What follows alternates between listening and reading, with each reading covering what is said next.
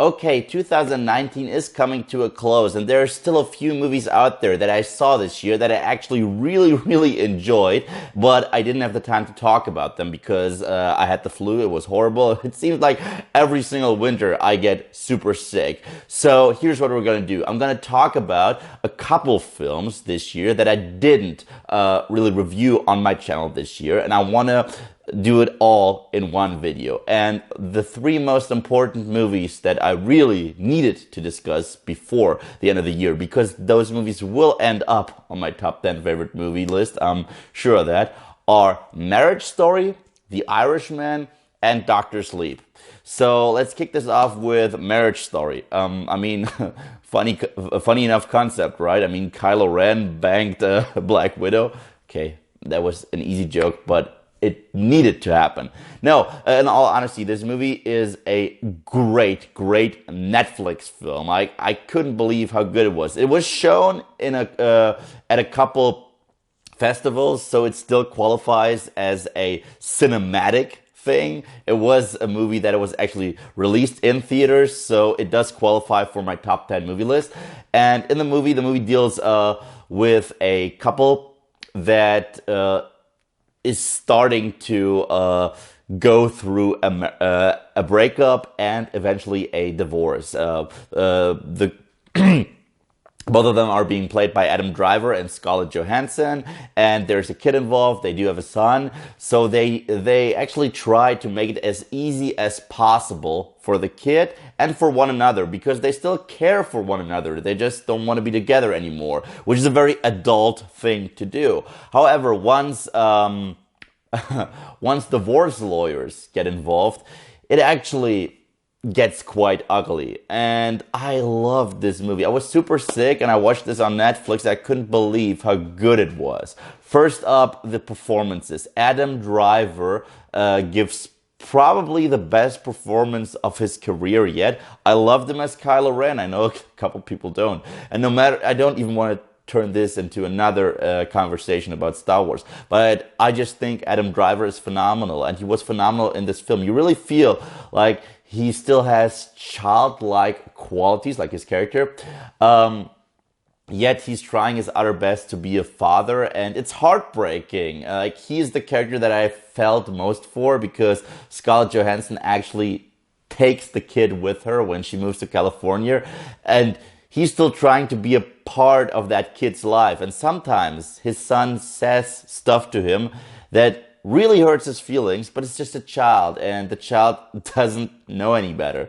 So those scenes really hit me to my core, but he nailed all the scenes, the subtle ones, the emotional ones. There is one great scene where he has an argument with Scarlett Johansson's character, and it has to be one of the best confrontational scenes that I've seen all year. And Scarlett Johansson is also amazing. I mean, this movie just goes to show that those Marvel and Star Wars movies, as fun as they are, they don't challenge these actors as much, because both of them are on their A game, on top of their game. Both of them are phenomenal in this film, knock it right out of the park. And those two divorce lawyers, played by Ray Liotta and Laura Dern. Laura Dern is such a bitch in this film, seriously. She just wants to annihilate Adam Driver and turn Scarlett Johansson against him for no other reasons than making money off of the guy. And Ray Liotta is exactly the same, only he's on Adam Driver's side. So you really get the feeling that lawyers make everything worse, which is a very interesting commentary. I love the fact that this movie plays with cliches, but it never goes full on sappy. It never becomes full-on sappy. It's great, it's emotional, it's heartfelt, and the way it all wraps, it was kind of a feel-good movie, actually. I love it. I recommend it to everyone. You should definitely see it. Oh yeah, and if I give it a rating, Marriage Story gets the gold medal. There you go. Now let's move on to Doctor Sleep. Doctor Sleep is actually a sequel to The Shining, and this movie did something really interesting. It's a sequel to both the book and the movie, because as we all know, Stephen King was not really happy with Stanley Kubrick's amazing movie, The Shining. The Shining, by the way, one of my all-time favorite movies, my favorite horror movie. So when they announced the sequel, I was excited. And this is not a sequel in a traditional sense because it is based on a book and it has its very own lore. It has its very own mythology. It deals with Torrance, who's now an adult. Damn, what was his name? Denny Torrance? Damn, I forgot. I think it's Denny. I mean, Jack Torrance was Jack Nicholson. See, it's one of my all-time favorite movies, and I think I'm just too tired to remember his name right now. So if I'm mistaken, I'm calling him Danny. Red Rum. Yeah. He's an adult now. He is still dealing with post-traumatic stress from what happened at the Overlook Hotel. And when a cult starts picking off children that all have The Shining and brutally murdering them, Torrance is connected to a little girl via The Shining, and the two of them try to do their utter best to escape from these, I call them shining vampires, and possibly kill them.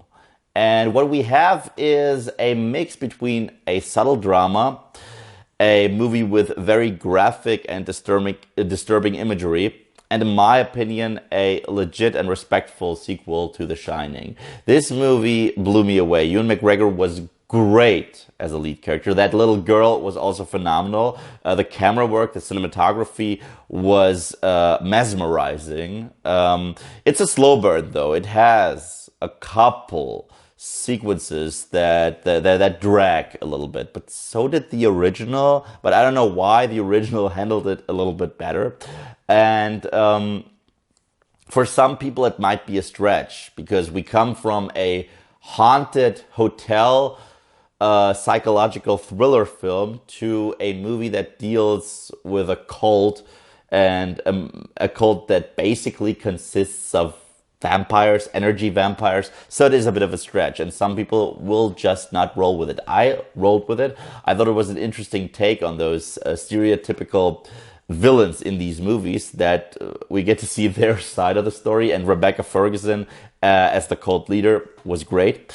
This movie has some fan service, especially in the final act, but it never felt forced, dull, or tacked on. It felt natural, organic, and it actually wrapped it all up. It wrapped this two-movie story arc completely, and I loved it. The second we returned to the Overlook Hotel and we heard the iconic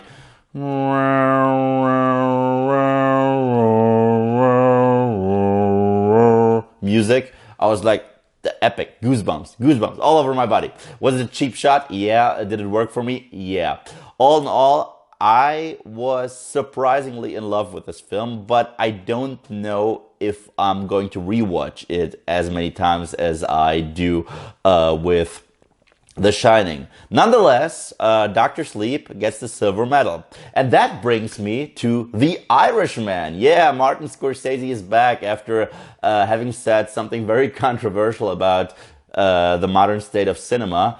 He gave us a new mob movie, including, starring Robert De Niro, Al Pacino, and Joe Pesci. So that alone was intriguing enough for me to watch it. It's a 3.5-hour epic. And the movie basically deals with the mob and their involvement with the disappearance of Jimmy Hoffa.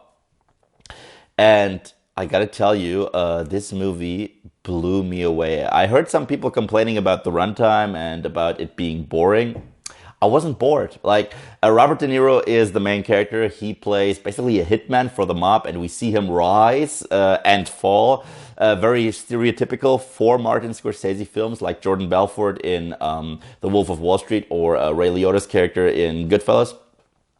But it worked for me because this movie does something very different. The final act is downright depressing because the fall this time around, there's no redemption. We see how this life gives him a lot when it comes to financial security, but it completely alienates him from the people he loves, including his daughters. And that was heartbreaking to see this very old man just withering away, was downright depressing. And De Niro killed it. It was so good to see Joe Pesci again. And he wasn't that super aggressive time bomb that he played in Goodfellas. He was the calm, collected authority figure. And he was... Do I even need to tell you that he was good? He was. But Scene Stealer to me was Al Pacino as Jimmy Hoffa. Wow. I mean, just wow. He should be up for an Academy Award nomination. Look, there was a time where I felt that these great actors like Al Pacino and Robert De Niro, at this point, they only play caricatures of their former amazing roles. That's not the case. This movie goes to showcase that.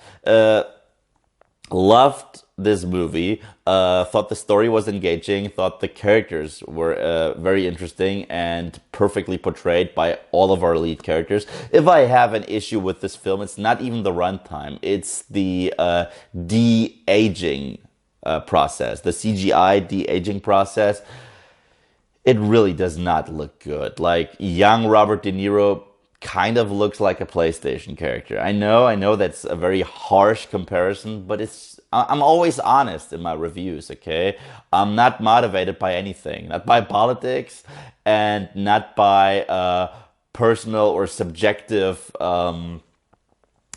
feelings towards a director or an actor. I'm just throwing my opinions out there. And I thought the de-aging process didn't look convincing whatsoever. But that's just a minor complaint because the movie, the story, the feel, the atmosphere, the authenticity, the excitement, and also the bitterness of it all, just completely blew me away. A 3.5 hour epic that that I thoroughly enjoyed. I didn't check my watch once. I tried to avoid toilet breaks.